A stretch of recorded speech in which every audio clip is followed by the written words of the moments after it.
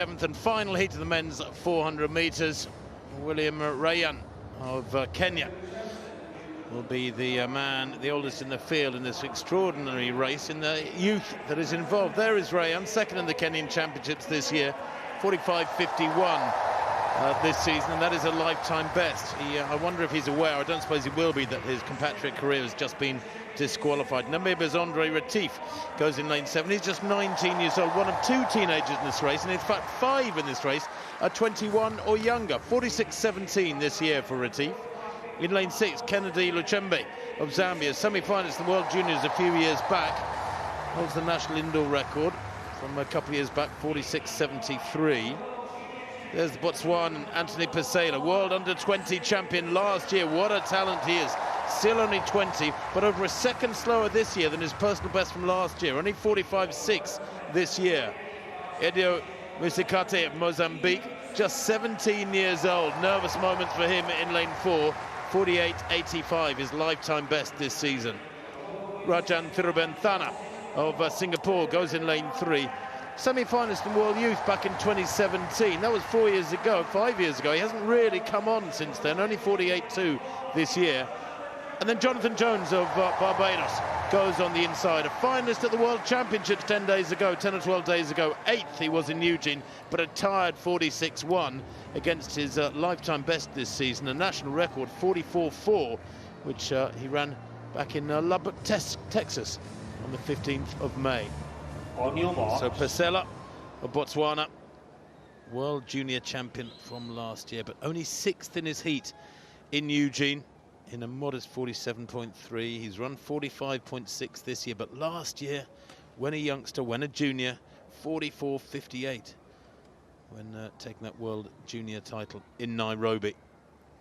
Jones of Barbados in 2, Thana of Singapore in 3, Muzakate of Mozambique in 4, Pesela of Botswana 5, the Zambian Luchembe in 6, Retief Namibia 7, and the Kenyan William Ryan on the outside, top of picture. Now how can he go here? Can he stay within the line? Something that was too much for Correa in the previous heat. Very sad that, as they head down the back straight.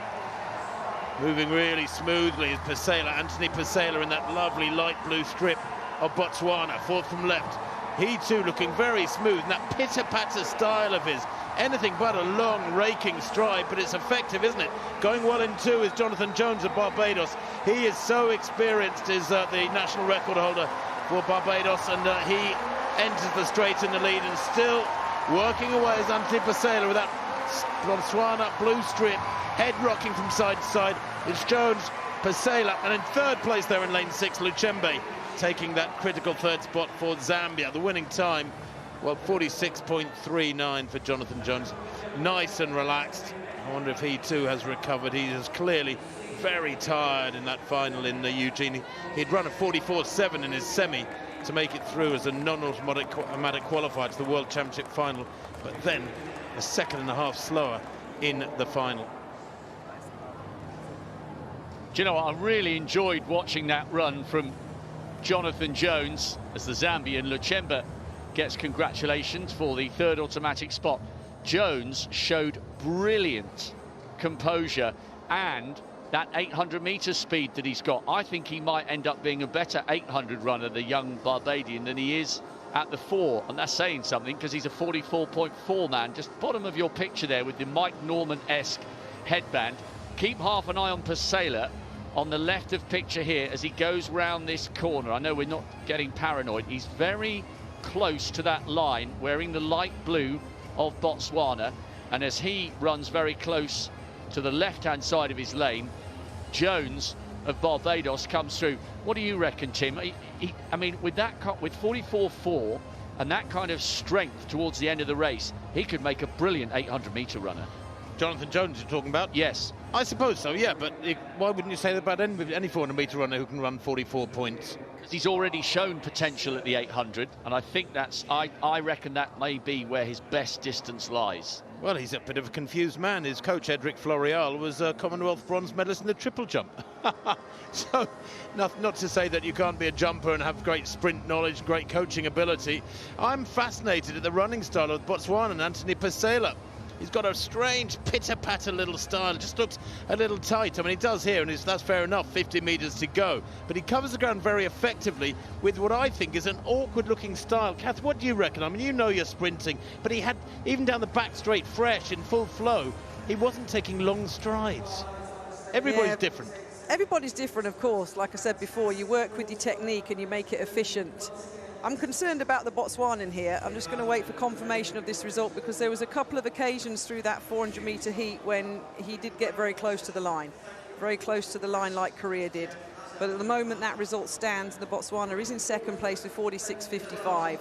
But you're right, it's all about working with what you've got and being efficient, and especially in early rounds as well, conserving the energy but getting the body into the condition and the position so it needs to go again and it knows what it's doing. But they were fascinating heats, weren't they, guys? It just gave us everything. DQs, fast times.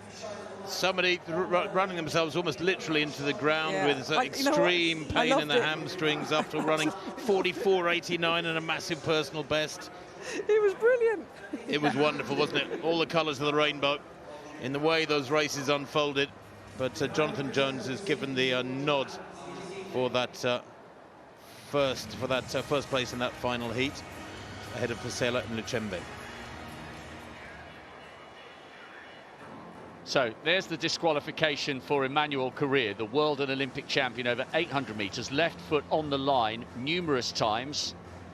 This is the lane infringement rule, so that was the reason for his disqualification.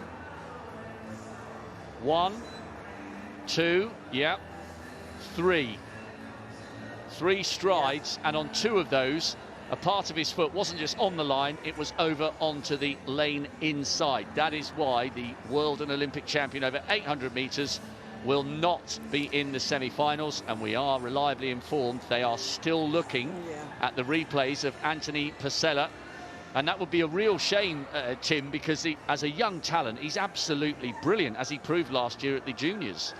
Absolutely, he hasn't had the best of seasons. I mean, his time there, 46.55 in second place in that